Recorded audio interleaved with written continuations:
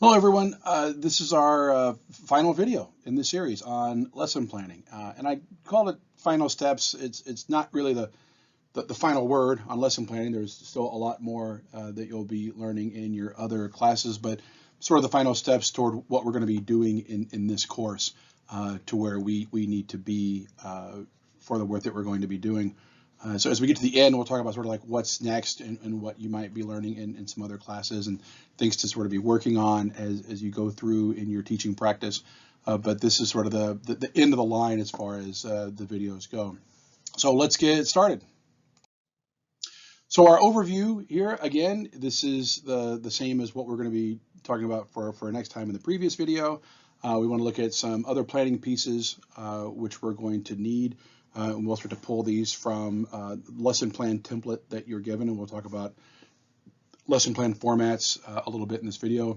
We'll expand the scope of our lesson plan, so we've kind of been planning one day at a time a little bit here, and we'll start to talk about combining other lesson plans and sort of like weaving that narrative so they're all sort of fitting together into a larger unit. And then we'll talk a little bit about instructional methodologies. So, how do we now choose the way we're going to teach toward those objectives and toward those assessments? So we'll talk a little bit about that as well. So those are the main parts of this video. So as far as other planning steps go, there's a lesson plan template that you're given for this course, and I'll just go ahead and tell you now, you don't really have to use that lesson plan template. The reason that I give you one is so that you have one. If you don't have access to one, it's one that you can certainly use, and it's derived from a lesson plan template that you'll be using during your student teaching, at least at time of recording. It should seem familiar, but at the end of the day, most lesson plan templates all carry the same sort of information, and there might be some stylistic changes, there might be some specifics that your district or your school or your department really wants you to have, but by and large they cover a lot of the same stuff. So that's why I'm pretty agnostic as to which template you use, and if you want to use the one that I'm giving you, great, and if you want to use a different one, that's great too. Pretty much every lesson plan should contain the same information. So I'm not going to be too specific on which template you use. I would say I'd rather you use the template I give you than no template at all, and just try to come up with everything off the top of your head. That's kind of a recipe for disaster. So I would recommend that you use something that has some structure to it and that has been proven on some sort of level, rather than just randomly jotting things down on a piece of paper and hoping that you hit everything. Three of the main things that I wanted to talk about that are on that lesson plan template that I did give you, these three bullet points here. The first one is about materials and technology. Part of planning is the pragmatic piece of having the pieces that you need to do the job. And as you sort of go through your teaching, especially in the same building in the same district, you'll have a good idea of what materials are there. And hopefully you'll start to become more and more proficient with the specific technology that they have in that building. Now, obviously, materials change and technology changes, and you want to stay ahead or at least keep up with that growth curve. You don't want to be using technology that's antiquated, that just because it's comfortable for you and it's uncomfortable for your students. So we want to be using things that make sense, that are reasonable technology to use.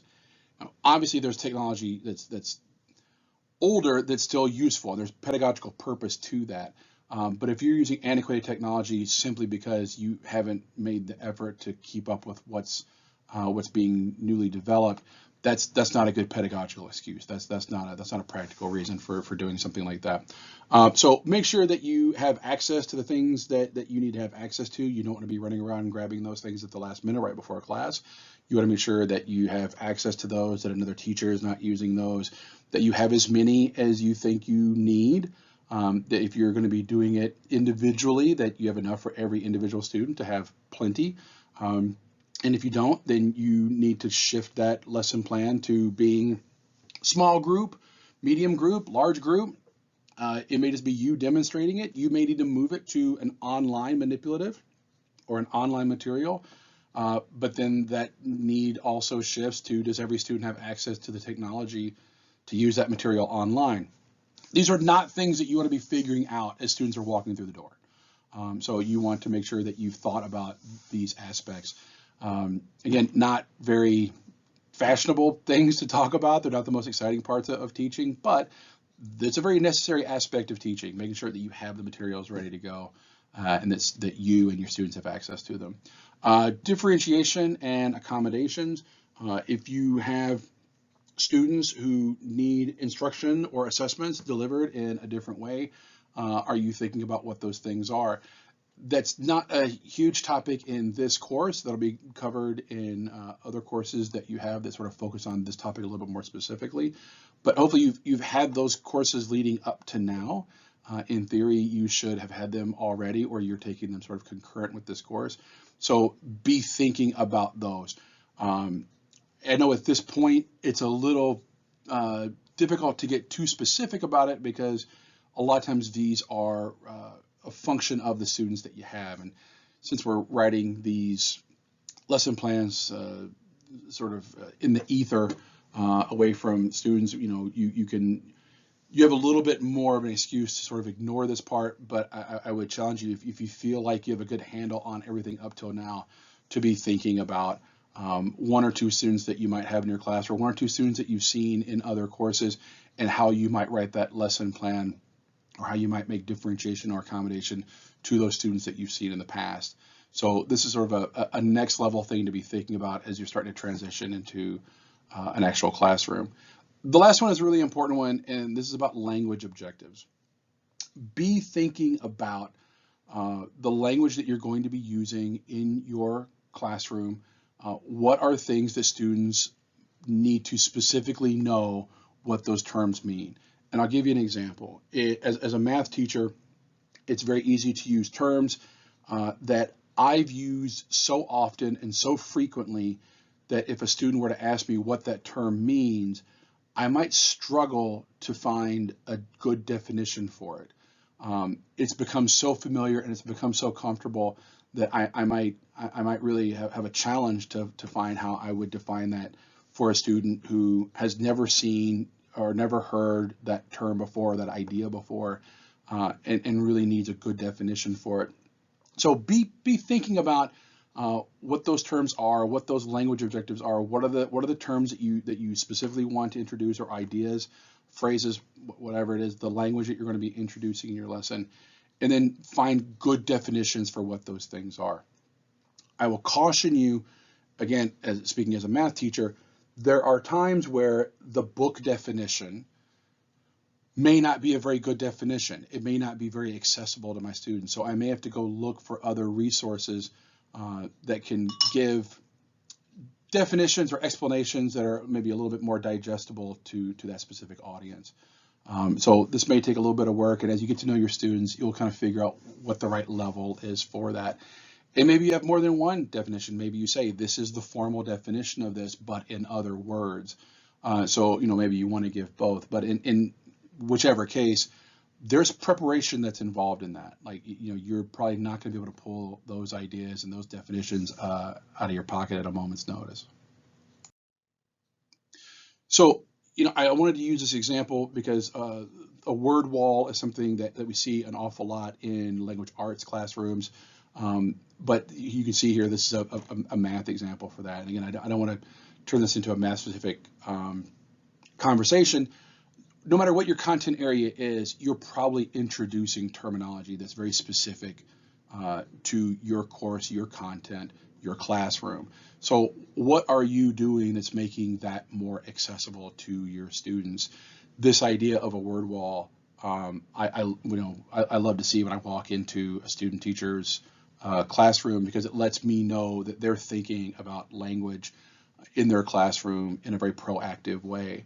And then once you put those things up there, you're giving a reminder to your students that these words, these terms, these ideas are really important, and we want to be kind of specific to them.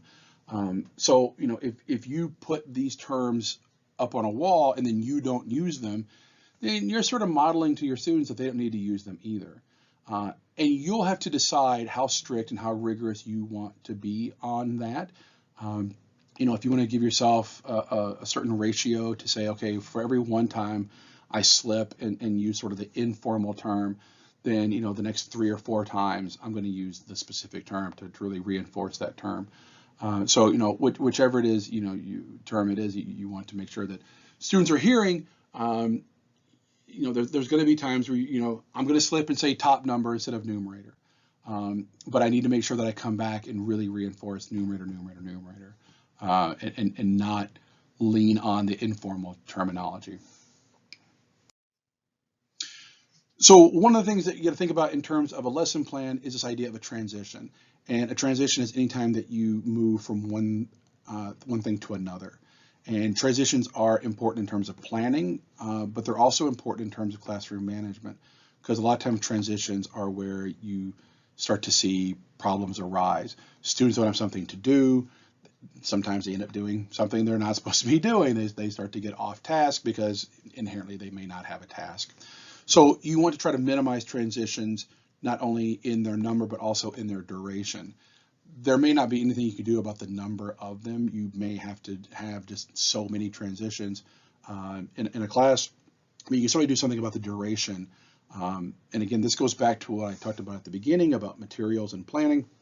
If you're spending a lot of time looking for these things that you need to do your class, you're shuffling through papers, you're looking through boxes, that's a transition that you don't need. If you had those things ready to go and prepared, you've minimized that transition. You're probably not going to be able to eliminate it. You'll see really effective teachers who are really good about doing the next step while they're finishing up the previous step. So they're finishing up that lecture while they're handing out an activity sheet or an assessment or whatever.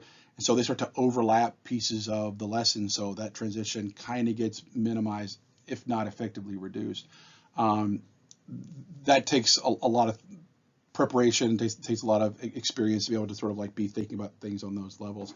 So it's a good thing to work toward, but may not be where you're at during student teaching, and that's kind of okay.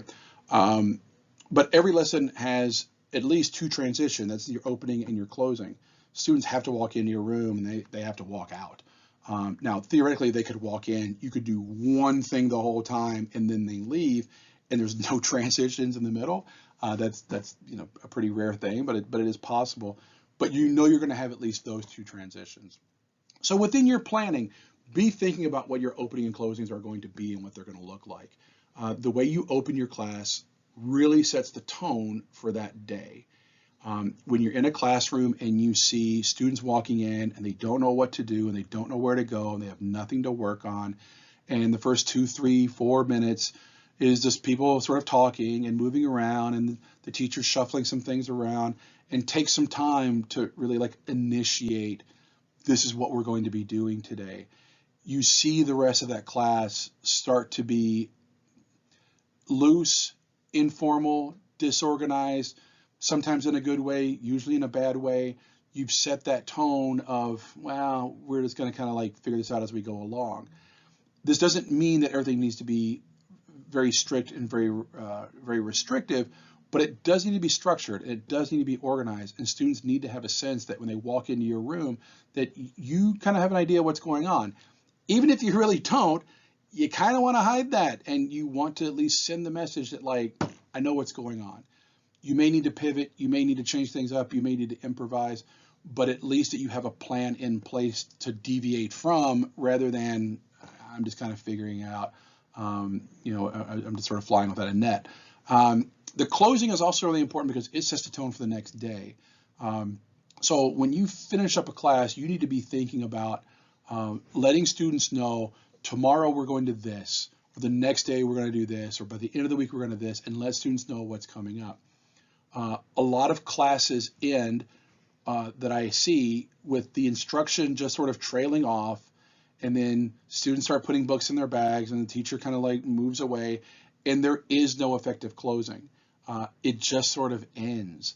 And then there was this gap in time, and then students start to move toward the door. And again, we've elongated that transition. We've taken that closing and we've made it longer than it needs to be. And how many times have we seen students gathering by the door, waiting for the bell to ring? Somebody, pushes somebody, says something to somebody, like there starts to be, conflicts that arise because they don't have anything to do. So there's pedagogical purpose to the closing because it starts to create that sort of continuity between lessons, but there's also a classroom management piece to it as well, because you're keeping students on task and you're keeping them active, which is not the same thing as busy, but keeping them active so they don't have time to do things they shouldn't be doing. In order to do this, though, you cannot plan one day at a time. If I'm planning just Monday on, say, Sunday afternoon, and I'm just doing Monday, then it's going to be very difficult for me to think about setting the stage for Tuesday because I have no idea what's going to happen on Tuesday. And if I'm planning, say, section 1 of a chapter for Monday, I really should be thinking about what's down the road. Like, where is this chapter going? What are the big ideas behind this chapter or this unit or this section or whatever that sort of like block of content is? So if you're in the habit of planning each day the night before, and that's as far as you're going, that's a really bad habit. You definitely want to get out of that habit as soon as you can and start going, start looking ahead and going a little bit deeper into the planning and the content so you have a better idea of where things are going. So get in that habit of at least looking a week ahead, if possible, at least 2-3 days at the absolute bare minimum, but planning one day at a time is not a good planning structure. Also keep in mind that when we talk about these things, we think of these things as being very linear, that we have day 1, which leads right to day 2, which leads right to day 3. But that's not always the case. And you may have days, say 1 and 2, which deliver a lot of content and a lot of information. And then day 3 is going to be starting to combine those two ideas. So you're starting to compare and contrast. So in that case, you have day 1 here, day 2 there, and they sort of like form sort of like a V combining into that third day. In that case, the planning structure is a little bit different. You might not on day 2 start to look at activating the prior knowledge from day 1. It may not make sense to have an opening activity that ties back to day 1. It might not. It might make more sense to move that activity to day 3 because now we need day 1's material for day 3. So your opening on day 3 might be something about what we did on day 1 and something we did on day 2 to activate that prior knowledge and get students ready to go to start combining things. But if day 2 is sort of a starting point and day 1 is sort of a starting point, then it might not make sense to hit day 1 that heavily on day 2. There's still a lot of merit to what did we do yesterday? There's still a lot of merit to that. But just based on the structure of your unit, it's okay to sort of separate these two things out a little bit. So be thinking about what that means in terms of your instruction. Be thinking about what that means in terms of your assessment. It's good to have an idea of the structure of your unit. And again, you can't really do that if you're planning one day at a time.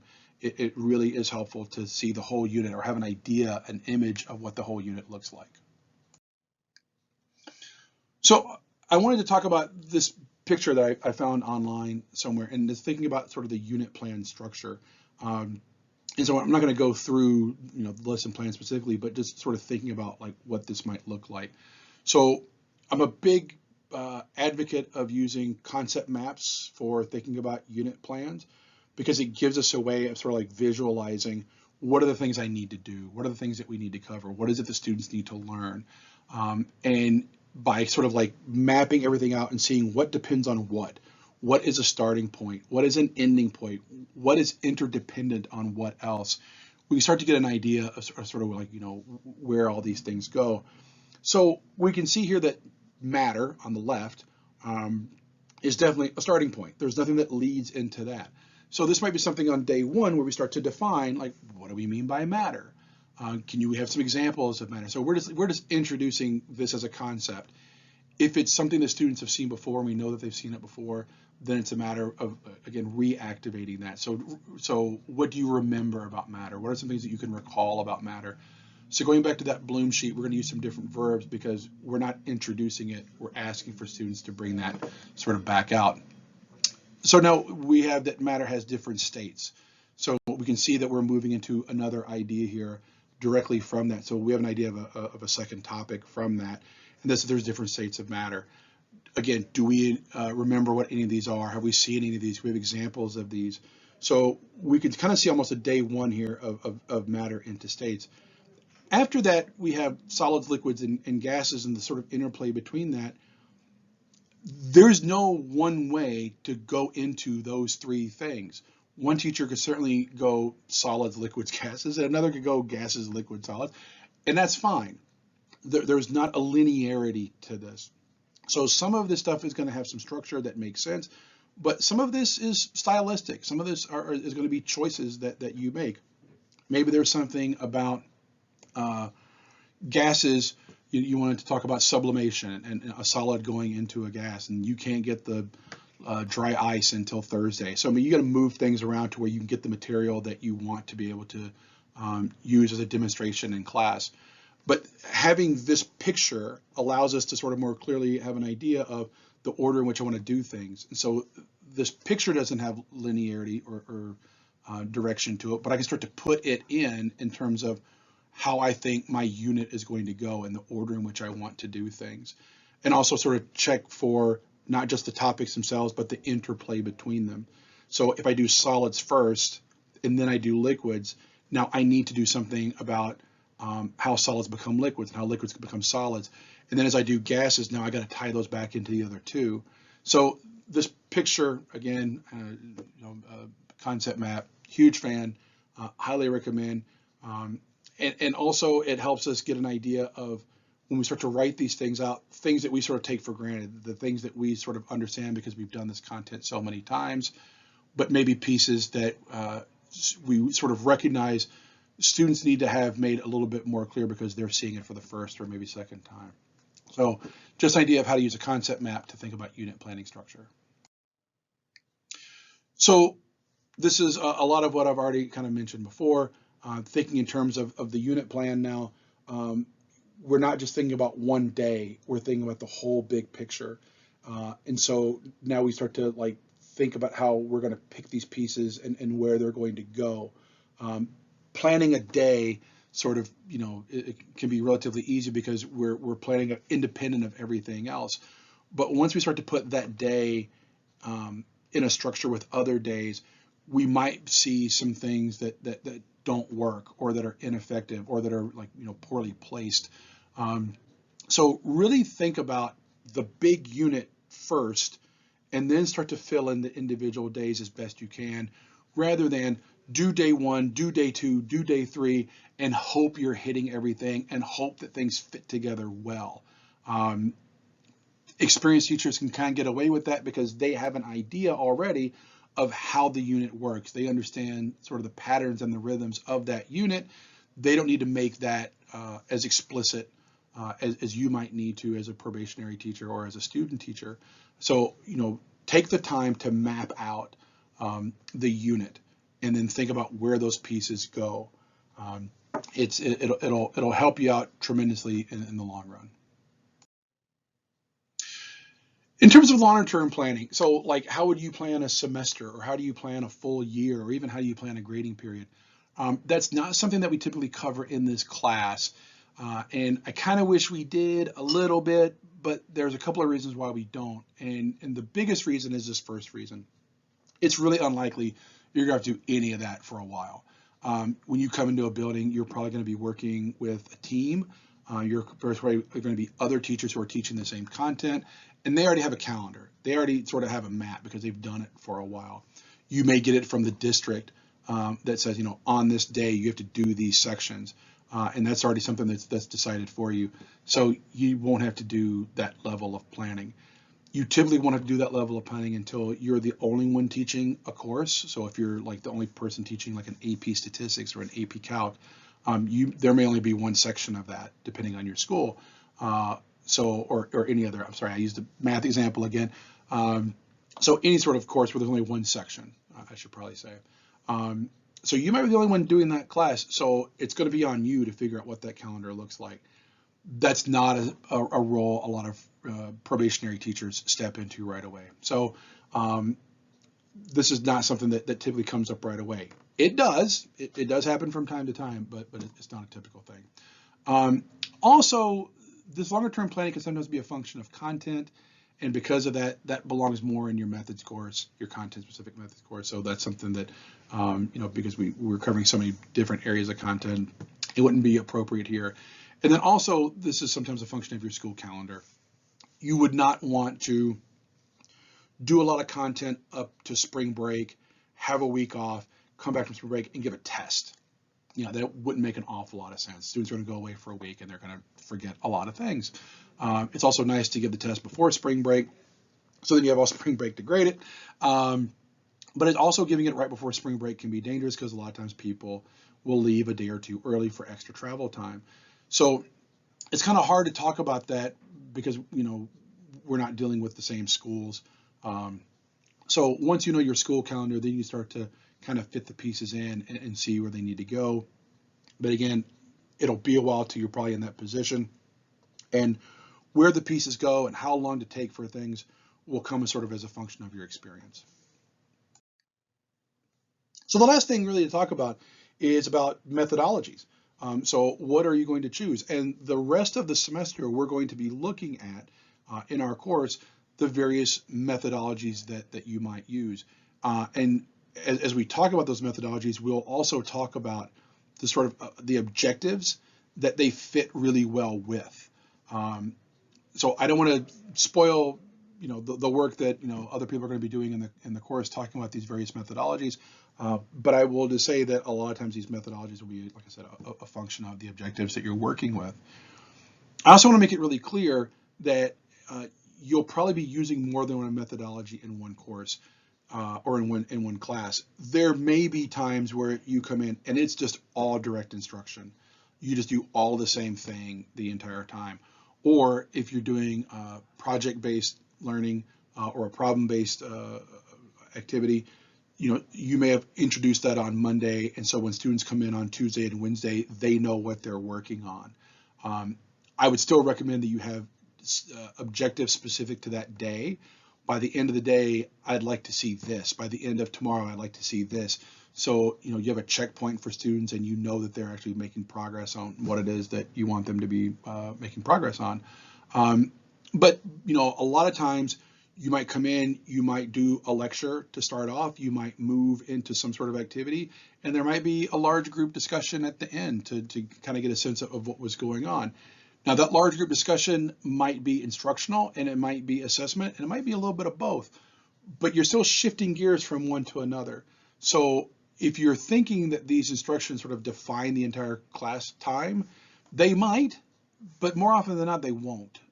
So try to be thinking, systematically about this objective. How am I going to best approach and do this objective? So one of the things that I was kind of scared about when I first started teaching was the idea of having to teach for like 55 or 60 minutes. It seems like a lot of time. But what I started to notice was that in most classes, I had 2 or 3 objectives that needed to get done. And so I have a little bit of an opening at the beginning, some sort of opening activity or some sort of bell ringer, whatever you want to call it. Students come in. Again, we talked about this opening transition. It's best to have students, when they walk through the door, they know what they're supposed to be doing. So you have a focused opening. So whatever that is, students come in, they read a thing, they do something, they write some stuff down. Okay, let's come together as a large group. What'd you come up with? Good, good, not so good, really good, whatever. You have that discussion. And then you move into hitting those objectives. So you establish, okay, so now we need to do this. You establish that objective. And then you teach a little bit. Whatever that methodology is, you go through and you do a lecture, you do an activity, you have some students work in a small group, whatever that methodology is, and then you have a moment to assess. Okay, so what did we learn? What did you come up with? What do you think about this? How do you think this applies to that? You do that assessment piece, and then hopefully you get some good information. You do what a formative assessment is supposed to do. You find out where students are, you make a decision. That went pretty well. Let's move on to the next objective. Or that's a little shaky. Let's go back and hit that thing again for another 2-3 minutes and hopefully get everybody, kind of where we need to be. But if everything goes well, move on to objective 2. Do whatever that instructional methodology is and assess. So it's almost kind of like a pattern that you can do for this. Now, I'm not saying that every lesson should follow this pattern, and I'm certainly not saying that this is the only way to do it. But I'm saying as far as what I sort of found as a way to think about planning my first few lessons, this sort of pattern and this sort of rhythm made it really easy to sort of figure out how to fill up 55 minutes, like what to do with 55 minutes. I'm really not planning 55 minutes. I'm planning 5-minute chunk, a 10-minute chunk, a 5-minute chunk, a 10-minute chunk. That seemed a whole lot easier than thinking about a full 55-minute time span. And then at the end, you got some time to close the lesson, and that's it. So instead of doing one big thing, I'm doing a bunch of little things. That seemed to me a lot more approachable as a way to think about writing a lesson plan. So yeah, this is not at all the way to always do your lesson plans, not at all. Just a way to sort of get you started. Way back in I believe the very first video, we talked about that planning cycle. And so after you get done teaching a lesson, you're going to go back and you're going to assess, and not just assess your students, but assess yourself. So within that cycle, what went well with the lesson? And so you can kind of start with this structured approach of opening, you teach for 10, assess for 5, teach for 10, assess for 5. But you'll start to figure out what in that works for you and what in that does not work for you. And you'll start to figure out when you need to go longer and when you need to go shorter. You'll start to figure out when you can go teach, assess instead of teach, assess, teach, assess. You'll start to get a sense of like when to use that pattern and that rhythm and then when to move away from it. But a lot of that is going to come from you reflecting on your own practice. If you just find that one thing to do and just beat that into the ground, you can do that for a while, but that's going to get really boring for you, and worse, it's going to get really boring for your students. So you want to always be thinking about your teaching, assessing your teaching. How can I make this a little bit better tomorrow? And you do that for long enough, you start to write really good lesson plans. You start to deliver really good lesson plans, and that's how you become a better teacher. And that's a large part of it. Get feedback from other teachers, have them come in and watch your teaching, and get feedback from teachers who are doing the kind of job that you want to be doing. Try to get feedback from colleagues that really have something to offer on a professional level. Your best friends may not be the best teachers, and the best teachers may not be your best friends, and that's okay. But try to get the teachers in your classroom who can really give you good feedback. And then once you get the feedback, listen to it. You ask them for the feedback. Take that feedback and really try to integrate it. Lastly, I would say to really, especially during student teaching where you have a lot of support and a lot of structures, be willing to take some risks.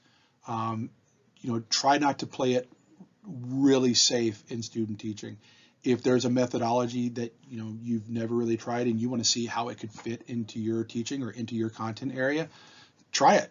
You're going to have multiple eyes on you teaching, and they'll be able to give you that feedback and maybe let them know, I'm not sure if this is going to work or not. I just want to see what happens. And I'm willing to bet that your host teacher and your supervisor are going to say, all right, let's see what happens. And then that gives you something to talk about. So student teaching is not about always doing a perfect job all the time, because that's a unrealistic expectation. A lot of times it's about sort of like showing growth and showing that you're willing to try things and showing that you're willing to learn. And what that means is that sometimes you have to risk making a mistake. You have to risk doing something that doesn't work. But even when you do something that doesn't work, you learn something about your teaching and about yourself. So anyway, that's it. That's the end of the video series. If you have any questions, please let me know. Thanks.